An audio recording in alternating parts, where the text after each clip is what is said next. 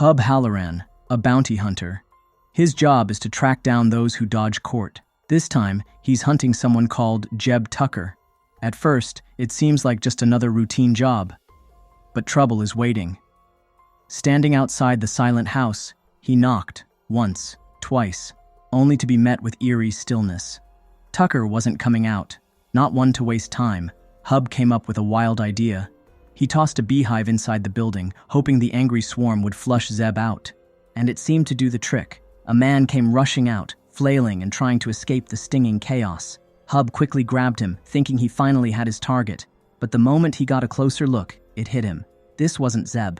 The man was actually Billy, part of the dangerous Al's brothers. Billy and his brother Clyde were known for taking jobs that ended in blood.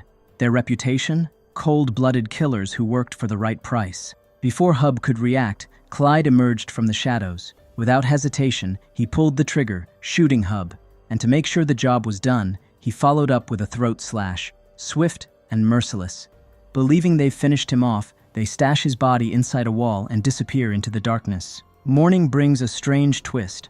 Against all odds, Hub wakes up, still buried, but alive. His body is broken, yet something inside begins to heal him. It's painful, but his strength returns. With blood drying on his face and bricks crumbling around him, he punches his way free. Outside, a man named Tater stands with a gas can.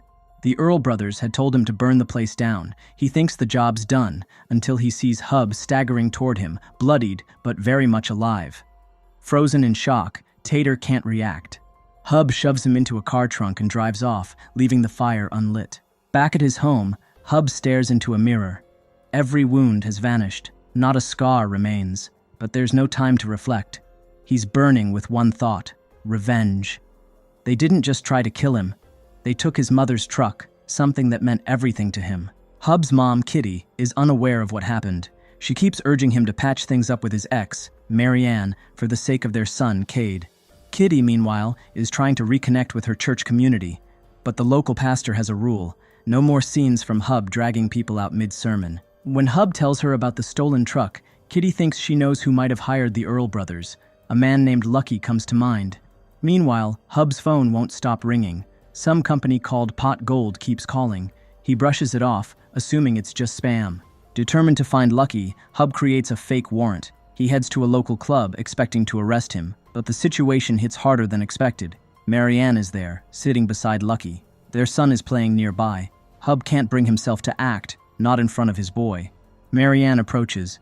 She holds a paper, permission to take Cade out of state. She's going on tour to chase her music dreams. Hub tries to talk about Lucky, but she's already made her decision. Outside, Cade mentions that Lucky went to a poker game at the Earl brothers' place. Hub feels a chill. Last time he went there, he almost died. As he drives toward the house, he spots someone walking. It's Pastor Ron. But something's wrong. The man's eyes glow and his face is blank. Disturbed, Hub keeps moving. At the Earl house, Hub sneaks inside. He catches the three brothers off guard, taking them down swiftly. Shock spreads across their faces. He wasn't supposed to be alive. Hub offers them a deal. They can live if they help lure Lucky in. They agree and send a text, but the one who shows up isn't Lucky. Pastor Ron walks in. His eyes burn with unnatural red light. His body moves like it's not his own.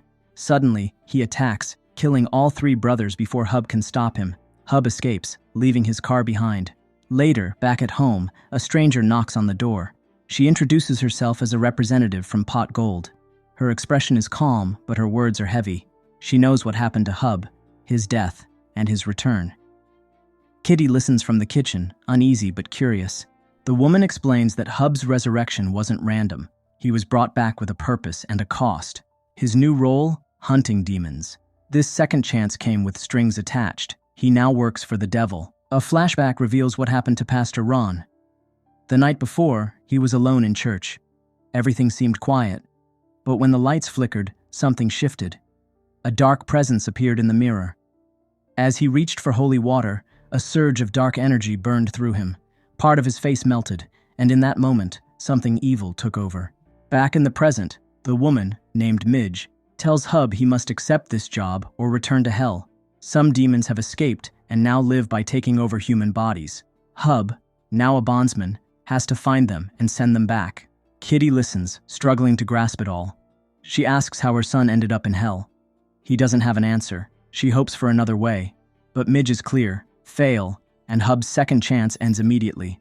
The next morning, Hub steps outside, quietly tending to his mother's yard. Kitty opens the manual Midge left behind, reading it carefully. Elsewhere, Lucky walks into the Earl house and finds a nightmare. The brothers' bodies are scattered in pieces. Terror sets in. Without a word, Lucky turns and hurries away.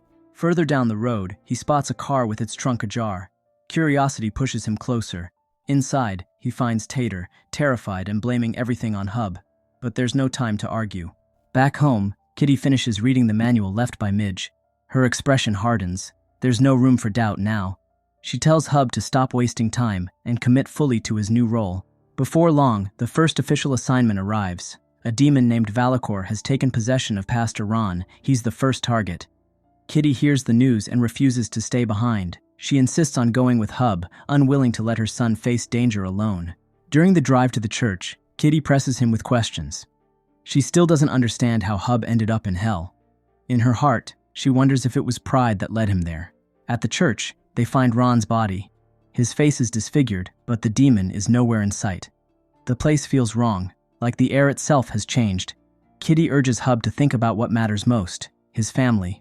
Moved by her words, Hub signs the permission form, finally allowing Marianne and Cade to leave town. Marianne doesn't quite understand his change of heart, but accepts it. Before she leaves, she shares one last piece of troubling news. A girl named Cheryl has gone missing. Hub speaks with Lucky again, arranging to meet later, but his focus shifts. He and Kitty start searching for signs of Valakor. Kitty can't stop thinking about the past, wondering if she somehow contributed to Hub's damnation. The thought weighs on her, heavy and persistent. Soon, strange rumors reach Hub's ears. Locals talk about flickering lights at the Jessup Pines Recycling Center, the same odd light pattern he saw at the church.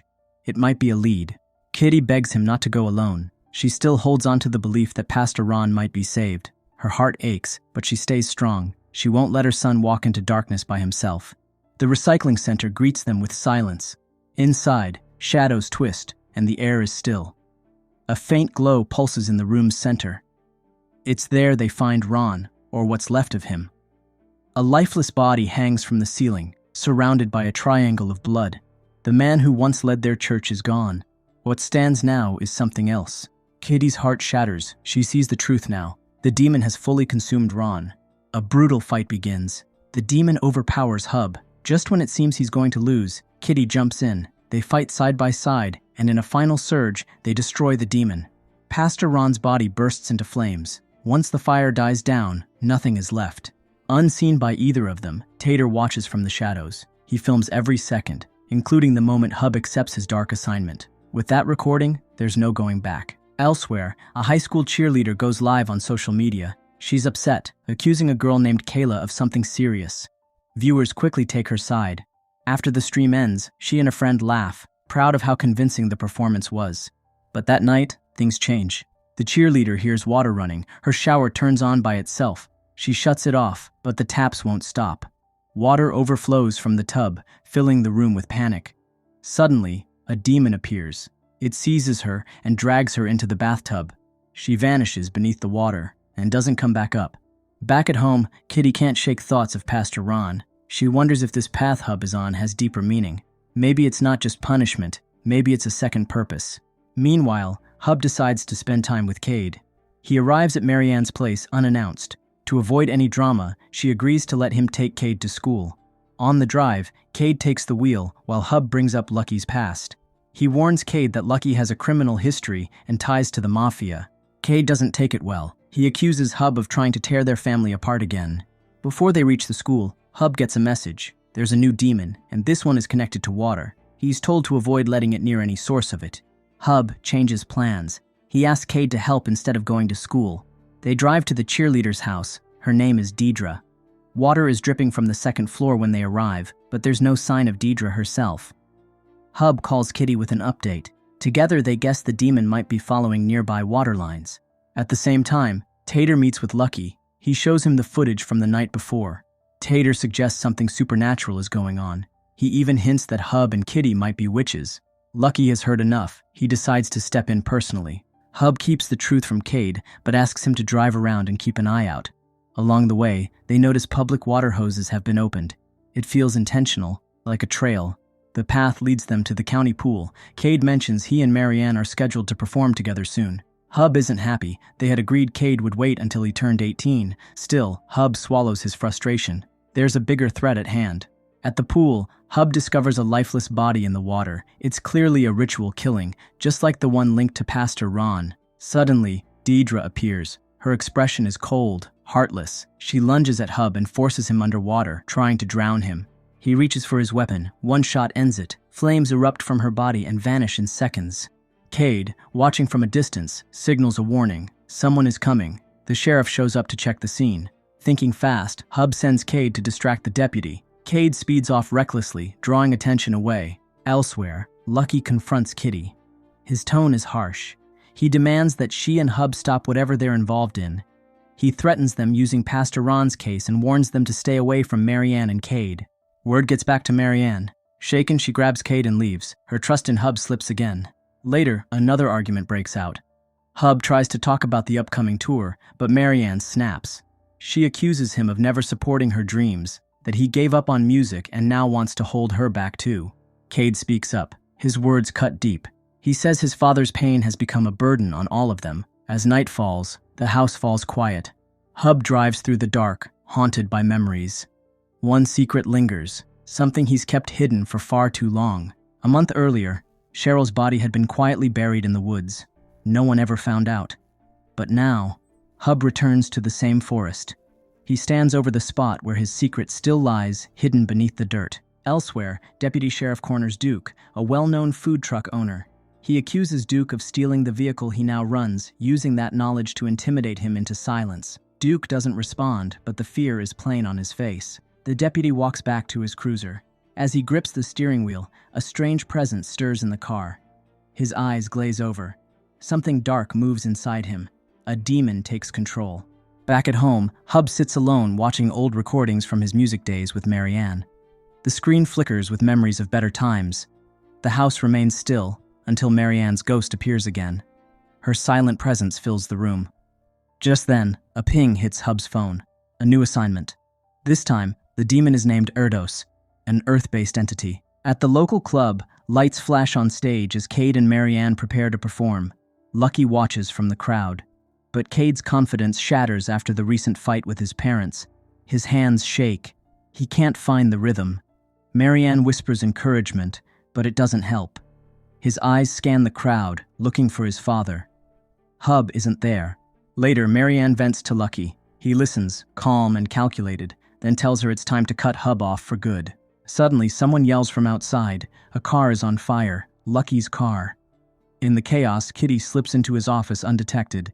She moves fast, planting a gun and a pouch of crystal meth in his drawer. But before she can leave, Marianne walks in. Surprised, Kitty quickly asks her to talk to Hub. Marianne agrees, on one condition. She wants to know where Hub is. Kitty claims she doesn't know, but Marianne checks their old shared family GPS. The tracker shows Hub near Duke's food truck. Duke confirms the deputy walked off some time ago. Hub sends Kitty an update but keeps his location secret. A contact at the station helps him trace the deputy's last known position. It leads him to a local convenience store. Inside, Hub finds the deputy. Something is off. His eyes are empty, movements twitchy. Before Hub can act, Marianne storms in. She demands that he talk to Cade, that he show their son that he believes in him. Hub tries to get her out, but she catches sight of a dead body. She screams. Mud tracks lead deeper into the store. They follow the trail. Marianne spots the deputy and assumes he's there to help. Then he snaps. The demon inside reveals itself, attacking with brutal force. Marianne doesn't run. She fights beside Hub. Together, they bring it down.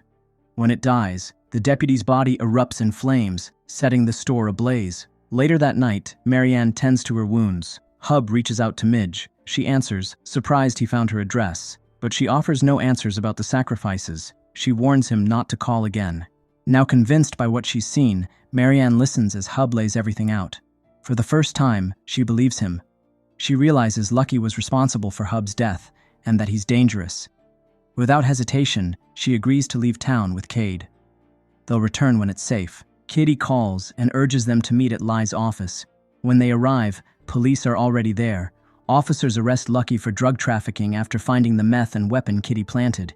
If he speaks up about Pastor Ron, he'll only incriminate himself further. Everything was traced back to his office. Kitty made sure of it. Marianne faces Lucky one last time. She ends things, cold and final. She warns him to stop coming after Hub because he's not just a man anymore. That night, Marianne and Cade start packing. Cade's shoulders seem lighter. Before they part ways, Hub finally tells him the words he's waited to hear. "You're good enough to sing." It's a moment Cade won't forget. Later, the sheriff questions Hub about why he was looking for Deputy Briggs just before the fire. Hub gives a vague answer, something just convincing enough. The sheriff seems satisfied, for now. The scene shifts, and we see a newly engaged couple, Malik and Joey. The setting was peaceful, just the two of them enjoying nature. But their romantic moment was abruptly interrupted when a loud engine echoed across the water. A man arrived in an enormous monster truck, casually preparing to fish right next to them. Wanting some alone time, Malik approached the man and asked him to leave. His calm request, however, sparked a violent reaction. The man, clearly offended, struck Malik hard across the face. Tension soared as it seemed a full-blown fight was about to break out. But something far more terrifying intervened. Out of nowhere, two identical demons materialized. Without warning, they climbed into Malik's car. These weren't ordinary entities. They could manipulate air itself. First, they unleashed powerful gusts that burst the tires on Malik's car. Then they turned their wrath on the monster truck. The force of the attack was so powerful, the truck toppled over and crushed both Malik and the stranger beneath it. The scene turned horrifyingly fatal in an instant. In a haunting twist, the demons then entered the crushed bodies, taking control of them. Joey, paralyzed with fear, could do nothing but scream and run. Meanwhile, Lucky managed to slip away from the police and return to his bar. There, something on the wall caught his eye. A missing person notice for a woman named Cheryl Dawson. She used to serve drinks at the same bar, but had vanished a month earlier, with no clues left behind. Elsewhere, Hub arrived at home to find Kitty asleep, with a book still clutched in her hands. The book was about demons. Flipping through the pages, Hub found a diagram, a reversed pentagram said to be formed by 5 elemental demons: water, earth, fire, electricity, and spirit. Hub realized that 3 had already been defeated: water, earth, and electricity. That left only fire and spirit. He grabbed a map and began pinpointing the locations of previous demon sightings and known sacrifices. As he connected the dots, the pattern that emerged matched the shape of the pentagram exactly. That moment led him back to a haunting memory 9 years earlier. We're taken back to meet Midge, a single mother with fresh hope. She had just opened a bakery, eager to rebuild her life after her husband left, but her joy was shattered that very day. Her young son, Benji, suddenly collapsed. He wasn't breathing. Doctors confirmed it was cancer. Immediate treatment was crucial. But Midge was broke. Her savings were gone. Banks turned her down for loans. She started selling everything: furniture, appliances, anything of value, just to raise funds. Her house quickly emptied, yet it still wasn't enough. Desperate and heartbroken, Midge turned to the internet, searching for ways to sell her kidney. That's when she stumbled across a mysterious ad from a company called Poto Gold. When she clicked it, something strange happened. Her personal information was already filled in.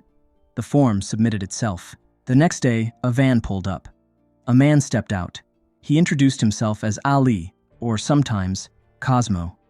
He said he worked for Poto Gold and that he could save Benji, but there was a price. Ali offered her a job, not an ordinary one. Her role would be to collect signatures from people, contracts that, in truth, sold their souls to the underworld. Midge didn't buy it at first, but then Ali pulled out a bizarre-looking fax machine and hinted that she'd soon see what he meant. The choice was brutal, but clear. Walk away and prepare to lose Benji before his first birthday, or take the job and someday celebrate his wedding. For a mother out of options, the answer came quickly. She agreed. Ali pressed her bloodied fingerprint onto the contract and faxed it. Right away, a mark shaped like a demon's handprint appeared on her skin. When Midge turned to the mirror, the reflection that stared back was no longer just Ali. It was the true face of something demonic. Now fully aware of what she'd signed up for, Midge finally accepted the truth. Her deal with the devil wasn't a nightmare or hallucination. It was real, but in the present, everything seemed oddly peaceful. Her son Benji, now healthy and full of life, was in the kitchen, laughing as they baked cookies together. For a brief moment, it felt like the pain of the past had finally faded. That illusion shattered when the doorbell rang. Standing on the doorstep was Hub. Midge froze. She wasn't supposed to be seen with outsiders anymore. Staying off the radar was part of her agreement and made it clear to Hub he needed to leave. But Hub hadn't come for pleasantries. He was following a lead, one that tied together the recent demonic rituals. Based on his research, he originally believed Midge had died and returned from hell as part of some dark bargain. The truth, however, was much more complicated. Midge had chosen this path. It wasn't forced on her. Years ago, when Benji was dying and every door had closed on her, she signed away her soul in exchange for his life. And when she once tried to back out, ignoring tasks, skipping assignments, the consequences came instantly. Benji's illness returned overnight. That was all the confirmation she needed. If she wanted to keep her child alive, she had to continue. There was no exit. After calmly explaining that, Midge asked Hub once more to go. Without protest, he turned to leave, but not before setting his research file down on a table, hoping she'd change her mind. While driving away, Hub got a call from Kitty. She had uncovered more details about a demon named Slipharis. This one had the power to bend air and always showed up with his twin. Even more helpful, she knew their last known location, the lakeside where Malik and Joey had been. Hub rushed there, but the area was empty. That's when something clicked. Back in his notes, the air element pointed east on the pentagram. If the demon had moved, that's where he'd go.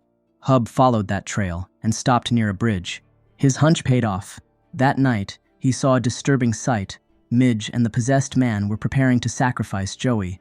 Hub raised his gun, ready to stop them, but before he could fire, a truck slammed into his vehicle, flipping it violently. Behind the wheel was Lucky. Lucky had been waiting for a chance like this. As Hub tried to recover and reach his weapon, Lucky knocked him out cold. He wasn't here for the demons, he was here for revenge.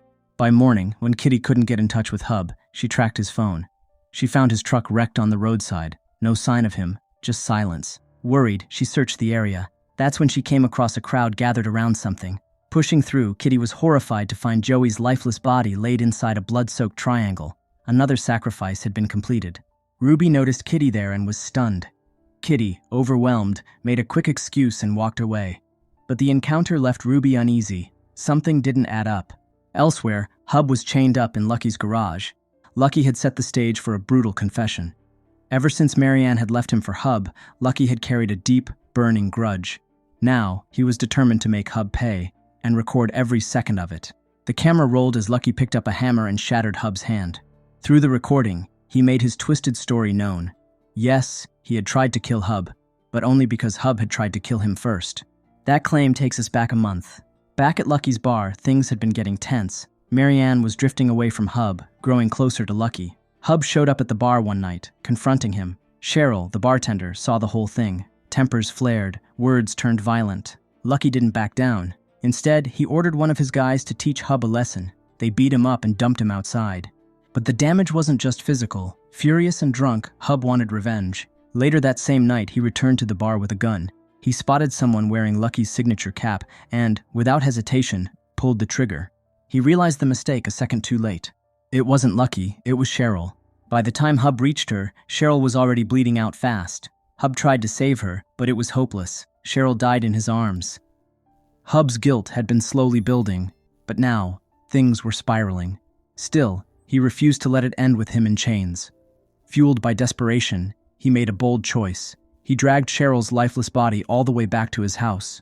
What he didn't know was that Lucky, hidden in the shadows, had witnessed everything. Unaware he'd been seen, Hub crept into his backyard, dug a shallow grave, and buried Cheryl beneath the dirt.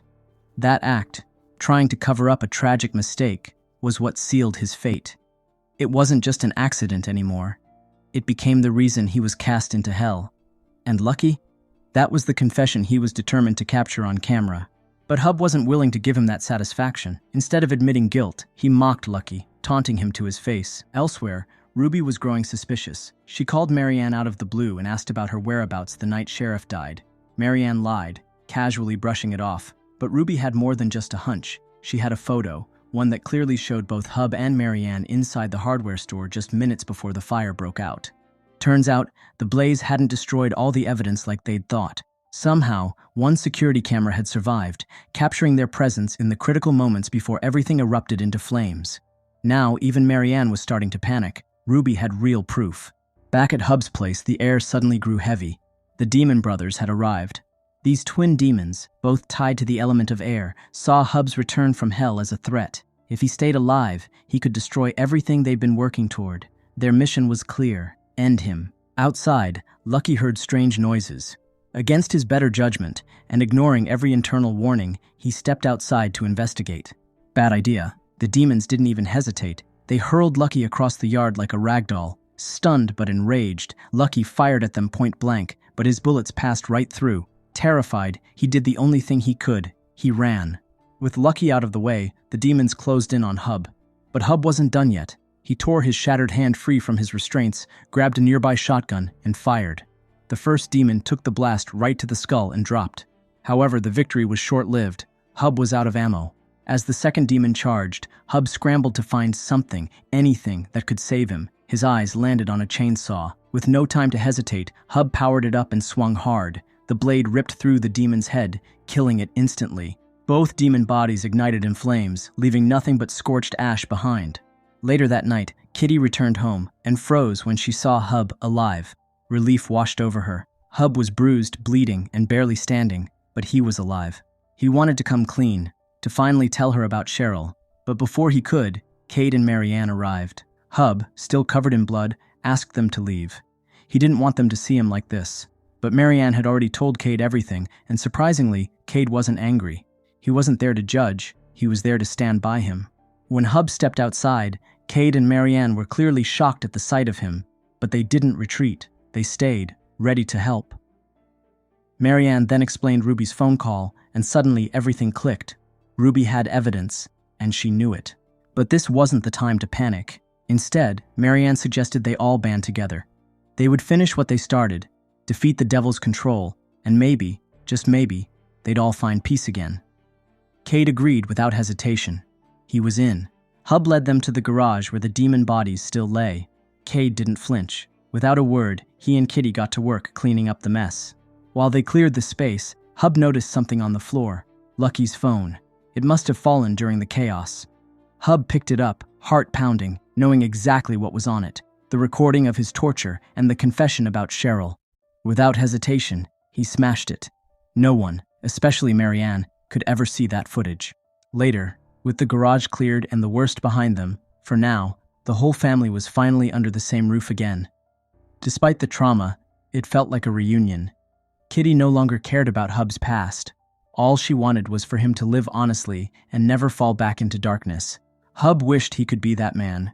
He truly regretted what he'd done to Cheryl, but still, he hadn't told the full story. Just when things seemed to settle, another twist arrived. A fresh fax drop from Poto Gold appeared on their device. And this time, it had a new name, Peerless. The game wasn't over yet. Compared to every demon they'd faced, Peerless was in a league of his own. This wasn't just about saving a soul or preventing another ritual.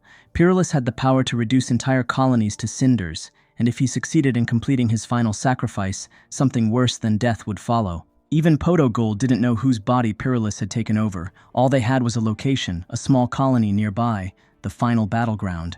If Peerless finished his ritual, it would release one of the 7, demons so dangerous that even the devil kept them imprisoned. And just one of them, unshackled, could bring about the end of the world. But if Hub could stop him, his mission would finally be complete. No one knew what would happen after that. Would Hub be allowed to remain on Earth, redeemed? Or would the devil come calling, dragging him back to hell? Before they left, Hub gathered the family for a prayer. Cade hesitated. He still hadn't forgiven God for sending him to hell in the first place. But Hub took his hand gently. Together, they prayed, one final time. Outside, someone unexpected arrived. Midge. She had uncovered a hidden truth. If Peerless succeeded, it wouldn't just be fire and death. A gate would open, a gate to something ancient, locked away by dark magic, and once it stepped through, no one would be safe. With her, Midge brought a strange artifact, an obsidian mirror, enchanted to reveal a demon's true form. If someone was possessed, the mirror would show it instantly. Time was running out. Disguised as firefighters, the team began their plan: evacuate the colony under the guise of a gas leak. Midge scanned each resident with the mirror. But the more people they cleared, the more frustrated they became. No sign of Peerless. They arrived at a house, its occupant a cranky old man who refused to open the door. When Hub tried to reason with him, the man fired a warning shot. Fortunately, he wasn't possessed, only deeply distrustful and unpredictable. That's when Marianne revealed Kitty had actually dated this man once. Drawing on that connection, she and Hub come up with a careful plan. With patience and strategy, they manage to coax him out of the house without violence.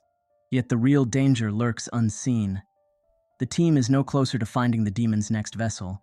And then Midge spotted him, a young boy sitting calmly in a living room, unmoved by the commotion. Something about him felt wrong. Midge asked the boy to step outside. No fear, no hesitation, just a blank stare. Then came the mirror. The reflection that stared back wasn't a child. It was a demon, a seething, flame-eyed being coiled inside the boy's small frame. Midge aimed her gun, but as she steadied her hand, she saw Benji's face flash in her mind. She hesitated. She couldn't do it. Not to a child. Not again. That second of mercy was all Paralis needed. With a roar, the ground beneath them split open, forming a glowing triangle. The house shook violently as a dark portal consumed everything in its radius. Midge had no time to escape. The boy vanished. The house collapsed. Back at the home, the family was shattered. Midge's death hit them hard. Now, they had failed to stop the last demon, and no one knew what was coming next. While they mourned, chaos brewed elsewhere. Lucky, always looking for ways to bring Hub down, went straight to Ruby. This time, he brought proof. An old photograph showing Hub and Kitty in the church, standing over the lifeless body of Father Ron. And with a twist of truth, Lucky spun his tale. He told Ruby that Hub had brainwashed Marianne, that the deaths, the fires, the disappearances, all of it, were part of a cult Hub secretly led. Ruby already suspected Hub was behind Briggis's death. Now, with Lucky's evidence, she was convinced he was at the center of something sinister, something far beyond her comprehension. Meanwhile, at the Halloran home, dread hung over them like a storm cloud. They'd failed. The gate was opening. The world, as they knew it, was ending. So they did the only thing they could. They sat together, and they sang.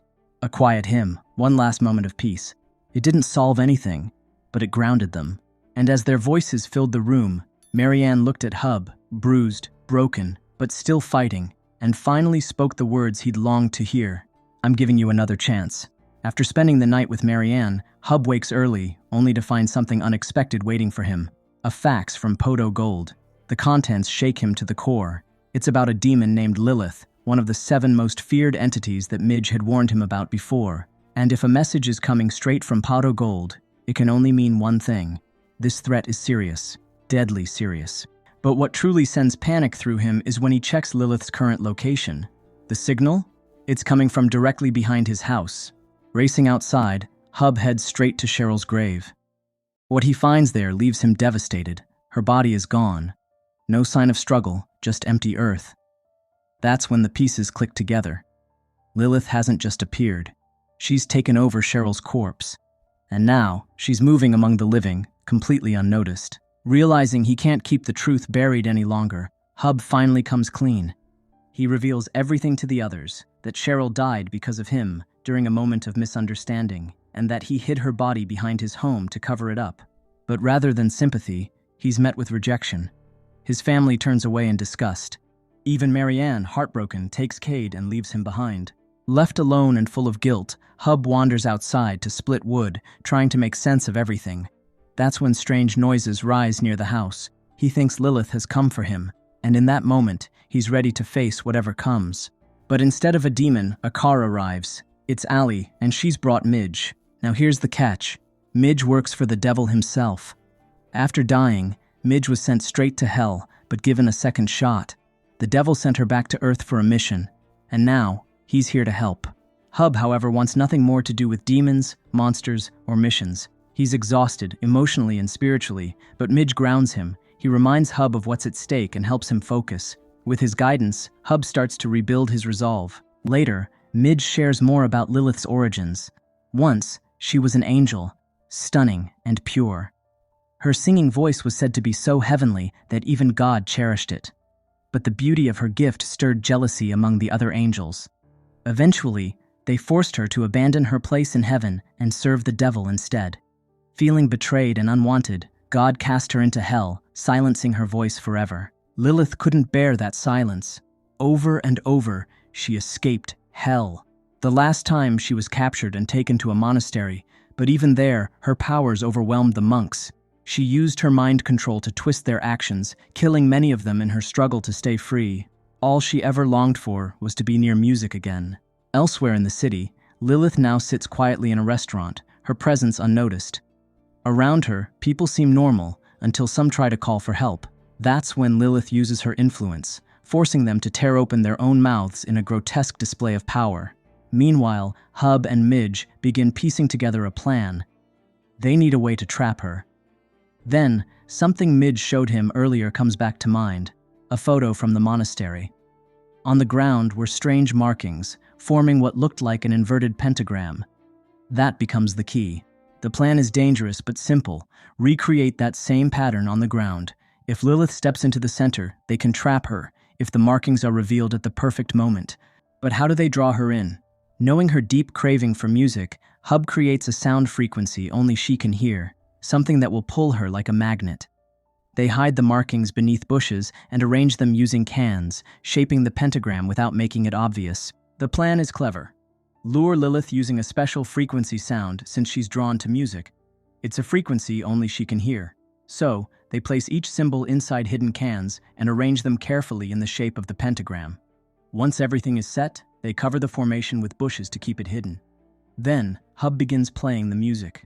As expected, the sound instantly attracts Lilith. She walks straight toward him, unaware of the trap. Midge, hidden nearby, is ready. Her job is to reveal the symbols the moment Lilith enters the pentagram. Back at the station, Ruby has already taken Marianne and Cade into custody, and now she plans to use them to track down Hub. Marianne kept trying to explain to Ruby that the people Hub had killed weren't innocent. They'd been taken over by demons, but Ruby wasn't having any of it. She didn't believe a word. Instead, she turned up the pressure, threatening to charge Marianne, Cade, and Kitty with helping a known killer unless Marianne called Hub and lured him in. At the same time, Lucky was still lingering around, hoping to win back Marianne and connect with Cade. But Cade had had enough. Angry and frustrated, he lashed out and walked away. With no other option, Marianne gave in. She left Hub a voicemail asking him to meet her at a local bar. Elsewhere, a strange buzz had taken over the town. People were saying Cheryl had been spotted alive. When that rumor reached Ruby, she was stunned. Things only got worse when she heard about the gruesome scene at a restaurant. Multiple people had torn their own mouths open in a horrifying act of self-destruction. Whatever was happening, it was far from normal. Kitty tried to convince Ruby that demonic forces were behind it all, but even with everything piling up, Ruby still refused to believe. Meanwhile, Hub was locked in a brutal fight with Lilith. She was tossing him around like he weighed nothing. But in a rare stroke of good fortune, everything played out just as he and Midge had planned. Lilith stepped into the trap, the pentagram carefully hidden on the ground. Midge quickly activated the symbols, locking her inside. For a moment, Lilith looked shocked, caught off guard by the trap. But she wasn't finished. She offered Hub a deal. If he released her, she promised to bring Cheryl back to life. That meant wiping away his biggest regret, undoing the moment that sent his life spiraling into darkness. Hub was suspicious at first, but then she let him hear Cheryl's voice, and in an instant, healed his injuries. The pain faded, both physical and emotional. Slowly, his doubt began to fade. Midge, however, was furious. He warned Hub that trusting Lilith could unleash chaos far beyond anything they'd faced before. But Hub was thinking about everything he'd lost: his family, his freedom, his peace. And with Cheryl's death at the heart of it all, he made the selfish choice. He agreed.